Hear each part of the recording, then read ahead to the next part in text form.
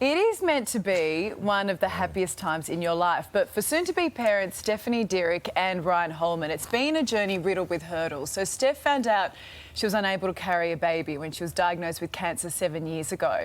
But the pair never gave up hope and they started the surrogacy process. Now they're just weeks away from meeting their baby, but they've been denied the chance to be at the birth due to strict COVID-19 restrictions. They join us now from Tennyson along with surrogate Kelly Futcher in Blaxlands, Ridge, to finish that off, and Hawkesbury MP Robin Preston in Richmond, all in Sydney's northwest. Good morning to you guys. Steph, it's been quite an emotional journey, hasn't it?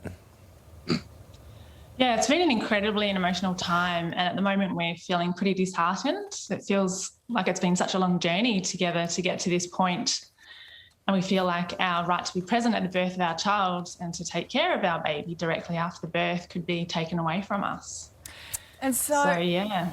I mean, I really feel for you guys right now. Ryan, I mean, you've been heavily involved throughout the whole pregnancy. I know you've been flying to New South Wales for all of the appointments. How devastating would it be to miss the birth? Yeah, as the parents, it would be extremely devastating, and particularly because it's our first child. Also being unfair to Kelly and the baby at the same time. As you said, we've been heavily involved throughout the whole pregnancy, and we want to be there to support Kelly and be there during the birth. It's been the plan all along. So, yeah, we just want to gain the exemption from the hospital so we can all be there together on the day. We think it's important to be there to support each other. Westmead Hospital denied your application to be at the birth. I'm saying exemptions are being approved under extenuating circumstances only. You're the biological mum. How does that not fit the bill? Yeah, it's really heartbreaking to keep getting these automated email responses from the hospital and to be told that we can't be at the birth of our own child. I think no parent should be denied that right. And we just feel like our case hasn't been heard and that we've sort of been getting this sort of blanket policy approach, and that our unique surrogacy situation isn't being taken into account. If being present at the birth of your own child isn't an extenuating circumstance, I'm really not sure what is. Yeah, I mean, you've got to think that that should just be a given, shouldn't it? And Kelly, can I ask you, because I think it is truly incredible what you're doing. You're a school teacher, you've got 3 kids of your own.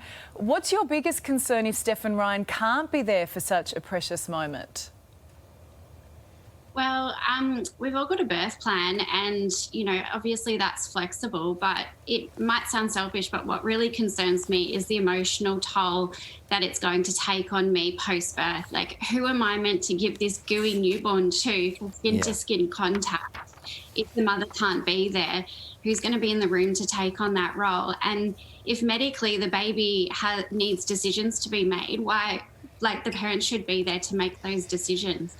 And if I have to go into hospital or admitted on ward, and the baby is also, Steph should have that right to be there to mother her baby like any other mother is at the moment on the maternity ward. That initial touch and being there is so important. That formation of a bond is so important.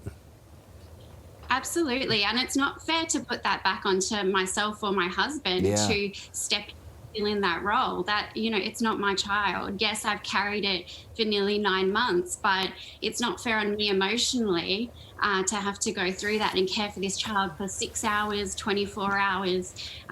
Steph and Ryan should have that right to do that. It's their baby. I mean, you're giving the ultimate gift here. You're giving a family a child that they cannot have on their own without your help. You obviously, you understandably want your husband by your side during this process as well. So the issue you've got at the moment with a lot of the hospitals because of COVID, you can only have one person with you.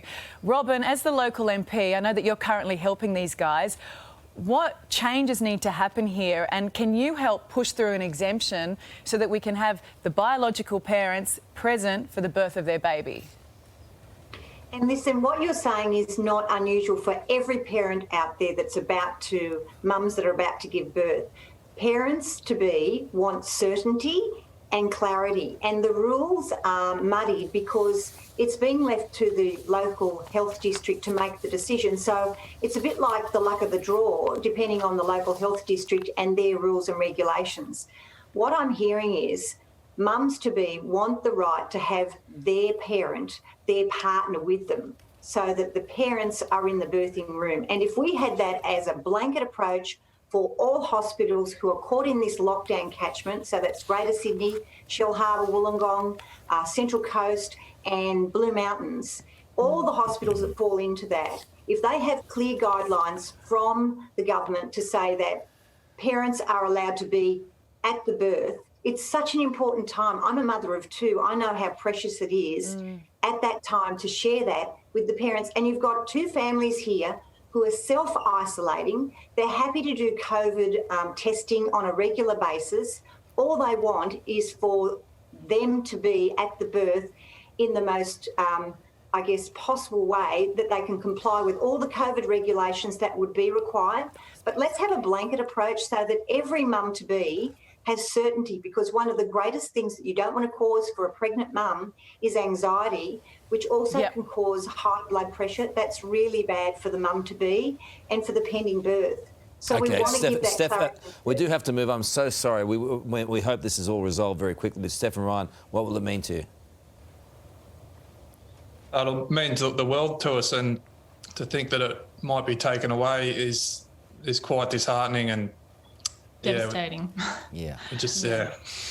Well, look, stay strong, guys. We know it comes down to paperwork. We know the midwives and the doctors are okay with it. We'll put in a call to the health department today and see what we can do, because obviously at 36 weeks we are running out of time. We'll get onto it for you today and hopefully we get the right results. Stay strong, guys. There's only one decision there, isn't there?